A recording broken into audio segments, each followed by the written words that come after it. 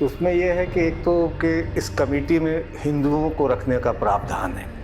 तो मुसलमानों की आपत्ति है कि जब मठों, मंदिरों, गुरुद्वारों में किसी कमेटी में मुसलमानों को नहीं रखा जाता, तो इस वक्त में हिंदुओं को क्यों रखा जाए?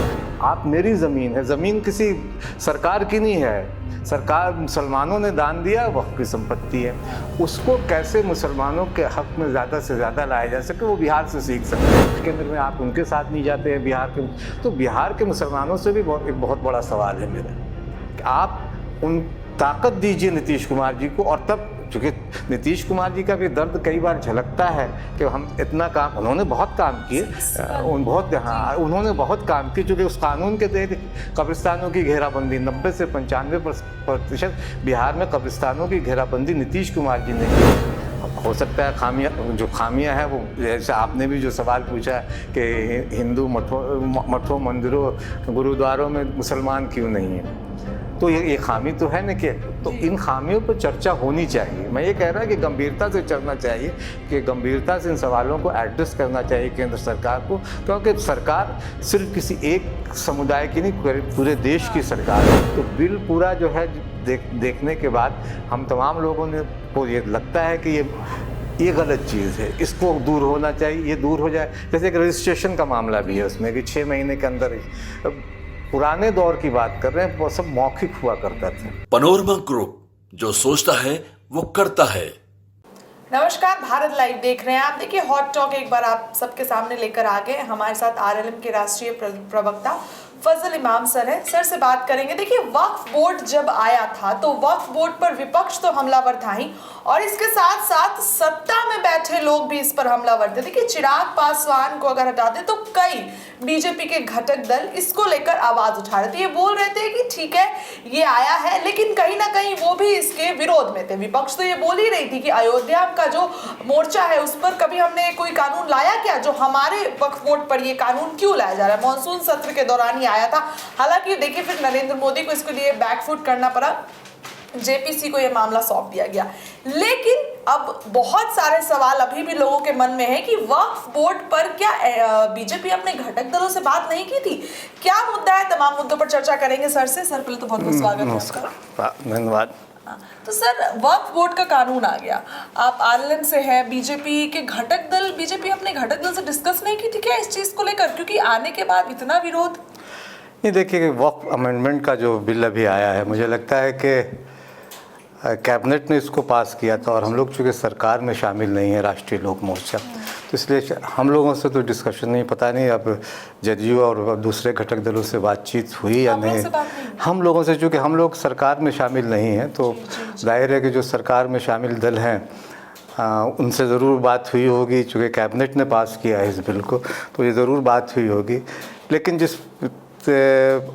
जो एक स्टेक जिसका ख़ास कर जो मुसलमानों का स्टेक, चूँकि वक्फ अमेंडमेंट का जो मसला है वो मुसलमानों से जुड़ा हुआ है, तो इसमें जिस तरह से दूसरे बिल्स को लाने से पहले एक आम राय बनाई जाती है, तो मुझे लगता है कि इस पर मुसलमानों से भी बातचीत की जाती और एक कंसेंसस बनाने की कोशिश होती, तो मुझे लगता है कि बेहतर होता है। लेकिन शायद केंद्र सरकार इस मामले में कहीं चूक गई है। लेकिन अभी भी बहुत मामला चुका नहीं, चूँकि जिस तरह से सदन में घटक दलों के साथ साथ दूसरे विपक्ष ने भी इसके खिलाफ आवाज़ उठाई, लेकिन सबसे बड़ा मुद्दा यह है कि घटक दलों ने भी आवाज़ इस बिल को कमेटी में भेजने की बात की और इसका जेपीसी में गई। तो मुझे लगता है कि जेपीसी में जो खामियां हैं इस बिल में, जिसको लेकर एतराज़ात जो उठाए जा रहे हैं मुसलमानों की तरफ से या दूसरे सियासी दलों की तरफ से, तो मुझे लगता है कि जब जेपीसी की बैठक होगी इसमें बहुत सारे मुद्दों को जो खामियां उसको दूर किया जाएगा। जी सर, जेपीसी की बैठक, जेपीसी को ये सौंपा गया है, तो क्या लगता है कि अब इससे क्या फ़ायदा है समाज को, या सही में फ़ायदा है या फिर लाया गया है तो फ़ायदा नहीं? इसमें 2-3-4 जो बहुत मोटी मोटी आपत्तियां हैं, जैसे वक्फ अमेंडमेंट एक्ट, इस एक्ट में कि एक तो ये कि हो सकता है कि सरकार को भी किसी लोगों ने गलत सूचनाएं दे दी हो।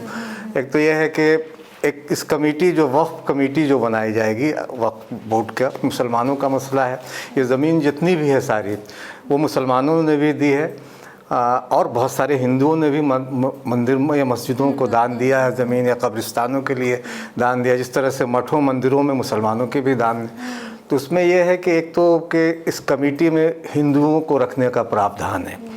तो मुसलमानों की आपत्ति है कि जब मठों, मंदिरों, गुरुद्वारों में किसी कमेटी में मुसलमानों को नहीं रखा जाता, तो इस वक्त में हिंदुओं को क्यों रखा जाए। दूसरी चीज़ यह है कि एक भ्रांति है कि ट्रिब्यूनल जो है अंतिम फैसला करता है, ऐसा है नहीं।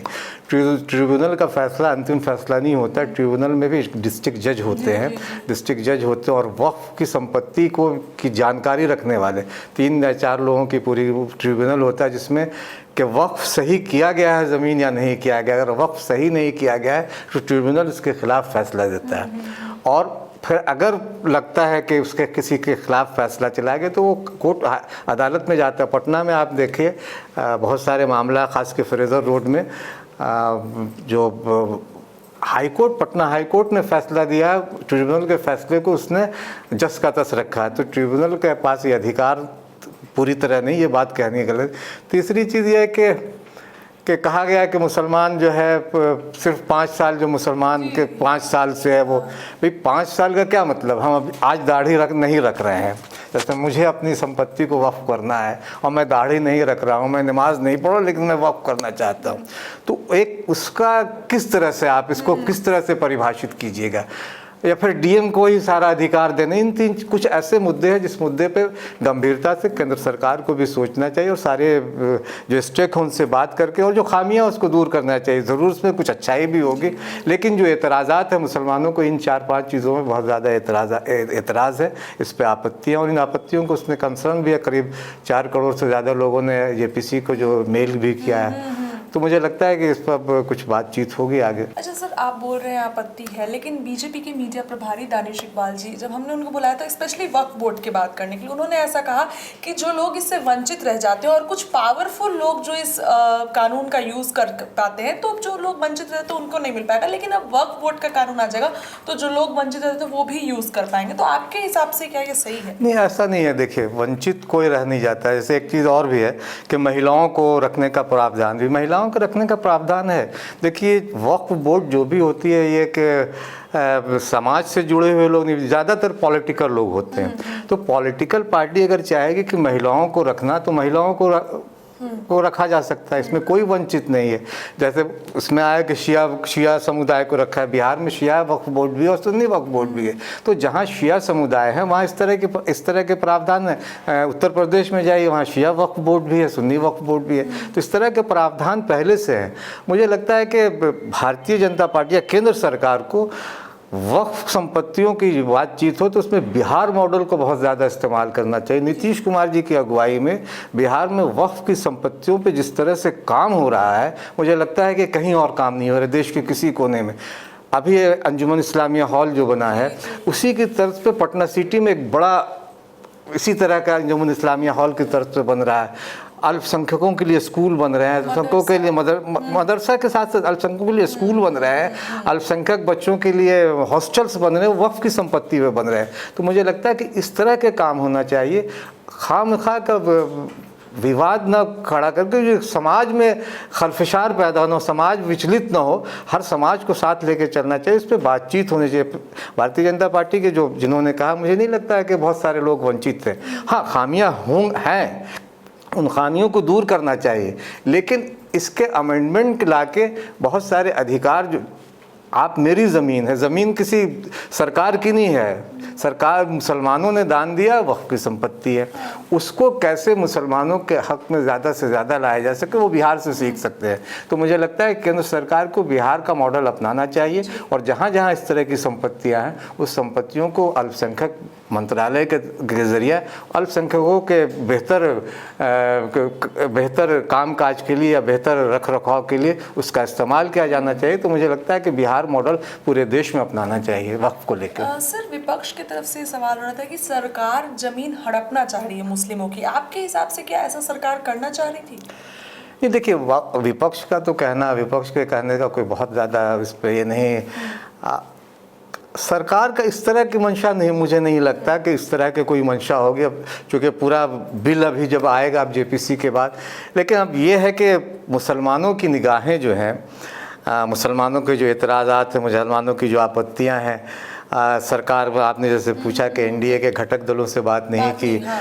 तो एनडीए के घटक दलों से बात, मुझे लगता है कि आज मुसलमानों से भी एक बहुत बड़ा सवाल है कि आज आप नीतीश कुमार जी पे आप बहुत उम्मीद भरी निगाह से देख रहा है बिहार का मुसलमान के वो वक्फ जो अमेंडमेंट बिल आ रहा है उस पर उनका स्टैंड किया। हालांकि उन्होंने उनसे लोग मिले, माननीय उपेंद्र कुशवाहा जी भी हमारे शरीया गए, वहाँ उन्हें भी मेमोरेंडम दिया गया, तो राष्ट्रीय लोक मोर्चा भी उस चिंता में शामिल है।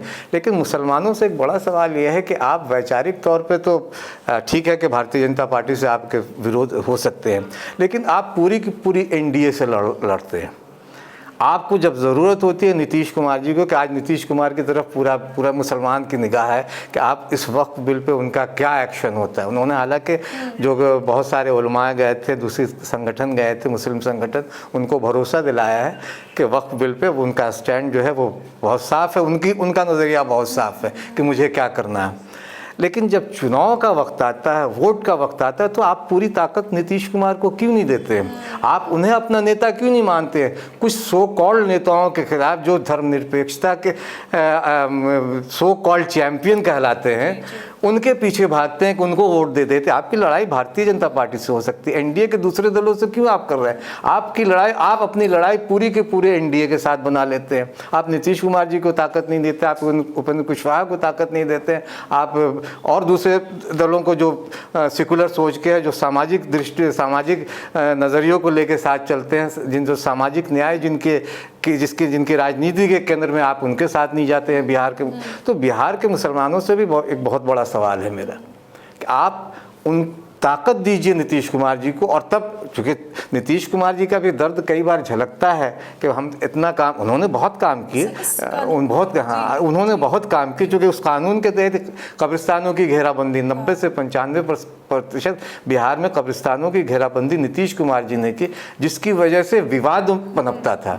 तो उन्होंने वक्फ को लेकर भी मुसलमानों को भरोसा दिलाया है। उन्होंने बैठक की थी वक्फ बोर्ड के बाद मुसलमानों को बुला के हम मिले थे, मुलाकात हुई थी, सब गए थे, बहुत सारे संगठन के लोग गए थे। उन्होंने भरोसा दिलाया था कि इस मामले में हम आपके साथ हैं, और भरोसा दिलाया है कि जिस तरीके से, और मिले भी फिर लोग दूसरे जो जेपीसी के मेंबर हैं कामत जी, उनसे भी लोगों ने मुलाकात की और अपनी बात रखी।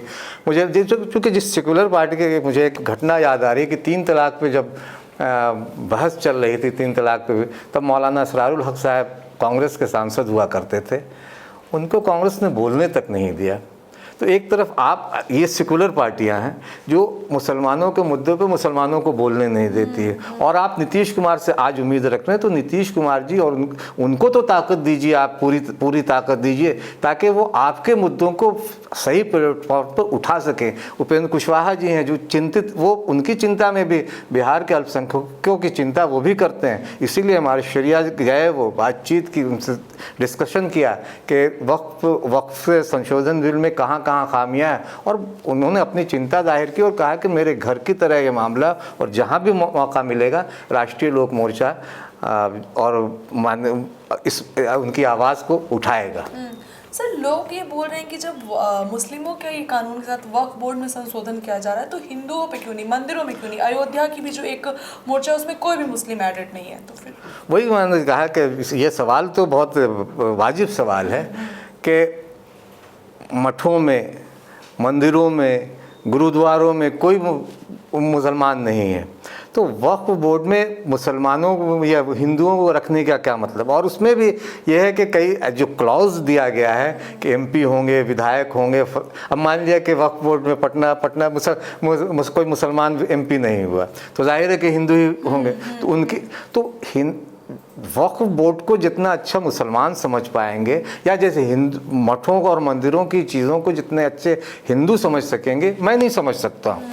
तो इन चीज़ों को केंद्र सरकार को बहुत गंभीरता से इन चीज़ों पर ध्यान देना चाहिए, और जो खामियां हैं इस बिल में उसको दूर करना चाहिए। हालांकि कल इमारत शरिया की जो बैठक हुई उसमें इस बिल को रिजेक्शन की बात हुई है, लेकिन मुझे लगता है कि खामियों को भी दूर करने की ज़रूरत है, कि जो खामियाँ उसको दूर किया जाए। उसमें 10-15 मुद्दे हैं जिसको लेके मुसलमानों को आपत्तियां हैं, उन आपत्तियों को गंभीरता से बात होनी चाहिए। सर आप ऐसा बोल रहे हैं तो क्या अब केंद्र सरकार के इस फैसले से आप लोग अलग हैं? जिस तरीके का आप इस पे बोल रहे हैं कि थोड़ा सा खामियां है, तो केंद्र सरकार के इस फैसले से आप पूरी तरीके से सहमत नहीं है? नहीं, देखिए, खामियों पे तो चर्चा होनी चाहिए। हो सकता है खामियां हैं वो, जैसे आपने भी जो सवाल पूछा कि हिंदू मठों मंदिरों गुरुद्वारों में मुसलमान क्यों नहीं है, तो ये खामी तो है ना कि, तो इन खामियों पर चर्चा होनी चाहिए। मैं ये कह रहा कि गंभीरता से चलना चाहिए, कि गंभीरता से इन सवालों को एड्रेस करना चाहिए केंद्र सरकार को, क्योंकि सरकार सिर्फ किसी एक समुदाय की नहीं, पूरे देश की सरकार है, तो देश के तमाम लोगों की चिंता होनी चाहिए। हम सरकार के साथ हैं, लेकिन सरकार के साथ होने के बावजूद एक हम लोगों का एक जो सोच, हमारी पार्टी का एक अपनी सोच है, हमारे पार्टी का एक नज़रिया है, हम उस पार्टी के नज़रिए से को ही सामने रखेंगे। पहले भी जब सवाल उठते रहे, जब माननीय उपेंद्र कुशवाहा जी केंद्र में मंत्री थे, तो उन्होंने भी मुसलमानों से जुड़े बहुत सारे मुद्दों को उठाया था और कहा था, उस वक्त भी कहा था, और आज भी जब ज़रूरत होगी कि हाँ इसमें खामी है तो उन खामियों की चर्चा करेंगे, हम उचित प्लेटफॉर्म पर चर्चा करेंगे। सर एक आखिरी सवाल करूंगी, वक्फ बोर्ड आया है और आप उसी समाज से आते हैं, तो क्या लगता है कि आपके पॉइंट ऑफ व्यू से ये समाज को कितना हानि पहुंचाएगा और कितना लाभ पहुंचाएगा? नहीं, देखिए, लाभ की तो अभी जो चीज़ें नज़र आए उसमें लाभ कम नज़र आ रहा है। जो चीज़ें सामने, व्यक्तिगत तौर पर ये मेरी राय है, हम पार्टी के अलग, कोई पार्टी की राय, लेकिन अभी मुझे लगता है कि इस पे बहुत गंभीरता से केंद्र सरकार को सोचना चाहिए और सारे मुस्लिम इंटेलेक्चुअल से बात होनी चाहिए, विद्वानों से बात होनी चाहिए, उलमाओं से बात होनी चाहिए और उनकी चिंताओं को एड्रेस करना चाहिए। जो कि मैंने जैसे पहले कहा कि सरकार सिर्फ किसी एक जात, किसी एक धर्म की नहीं है, पूरे देश की सरकार है, तो सरकार को हर एक मुद्दों को लेकर इस पे तमाम लोगों से बात करनी चाहिए। और जहाँ तक मेरा सवाल, मुझे लगता है कि जिन मुद्दों को मैंने उठाया, ख़ास के बोर्ड में किस तरह के लोग रहे, ट्रिब्यूनल का मामला है, ट्रिब्यूनल हो सकता है कि देखिए, चूँकि कई बार होते हैं कि सरकार को भी कुछ चीज़ें जो बताई जाती हैं उसमें कुछ चीज़ें मिसकोट हो जाता है, तो बिल पूरा जो है देखने के बाद हम तमाम लोगों ने को ये लगता है कि ये गलत चीज़ है, इसको दूर होना चाहिए, ये दूर हो जाए। जैसे एक रजिस्ट्रेशन का मामला भी है उसमें कि 6 महीने के अंदर, पुराने दौर की बात कर रहे हैं, वो सब मौखिक हुआ करता था, तो बहुत सारी चीज़ें नहीं, 6 महीने में बहुत सारे रजिस्ट्रेशन नहीं हो सकते हैं। वो डाटा बेस बनाने की अच्छी चीज़ है उसमें कि कौन सी ज़मीन है, कितनी ज़मीन है, कहाँ से, डिटेल्स उसमें आ जाएगा, लेकिन टाइम बहुत कम दिया गया है, क्योंकि अभी तक बहुत सारी ज़मीनों को रजिस्टर 2 पे नहीं चढ़ा है। बिहार में हम तमाम लोग लगे हुए हैं कि ज़्यादा से ज़्यादा ज़मीन जो वक्फ बोर्ड की, चूँकि मैं शेखपुरा ज़िला का से आता हूँ, वहाँ के वक्फ बोर्ड का मैं औकाफ कमेटी का मैं अध्यक्ष भी हूँ, तो हम लोग लगे हुए हैं कि जल्दी से जल्दी सर्वे करवा के रजिस्टर 2 में सब जहाँ हो जाए, ताकि सब एक जगह हो जाए और फिर किसी को कुछ परेशानी ना हो, कोई विवाद ना हो। विवाद से सरकारों को बचना चाहिए और भावनाओं को भी समझना चाहिए। मुझे लगता है कि मुसलमानों की जो भावनाएं हैं उनको भी समझना चाहिए, तो वक्फ बोर्ड में थोड़ी बहुत बदलाव की जरूरत है। हिसाब से भी केंद्र सरकार को थोड़ा इस पर गंभीरता से मंथन करना चाहिए। और चूंकि जेपीसी में गया तो मुझे लगता है कि जेपीसी में कुछ बहुत अच्छी चीज़ें सामने आएंगी और जो जिस तौर पे बिल पेश हुआ है उसमें जो खामियां उसको जेपीसी दूर करेगा। बहुत बहुत धन्यवाद सर। देखिए, तमाम मुद्दों पर हमने चर्चा की, वक्फ बोर्ड का कानून और वक्फ बोर्ड पर क्या क्या संशोधन होने चाहिए, और अभी जेपीसी के पास से जब ये आएगा, जब इसको फिर से एक बार शो किया जाएगा तो तमाम मुद्दे और भी रहेंगे। लेकिन फिलहाल इस हॉट टॉक में इतना ही। जुड़े रहिए अपने चैनल के साथ, अपनी राय रखिए। बहुत बहुत धन्यवाद। पनोरमा ग्रुप, जो सोचता है वो करता है। अगर ये वीडियो पसंद आई और वह बिहार के राजनीति और बिहारियत से सरोकार रखेनी तो सब्सक्राइब बटन दबा के चैनल के सब्सक्राइब कर ली। ओजे एगो घंटी बा, ओकरा बटन दबा देला से कुल सटीक और मारक खबर रुआ मुफ्त में मिल जाई। अगर रुआ पत्रकारिता के हमनी के नया प्रयोग में सहयोग कर चाहतानी तो ज्वाइन बटन दबा दी। पेटीएम नंबर नोट कर ली 9386816700। धन्यवाद।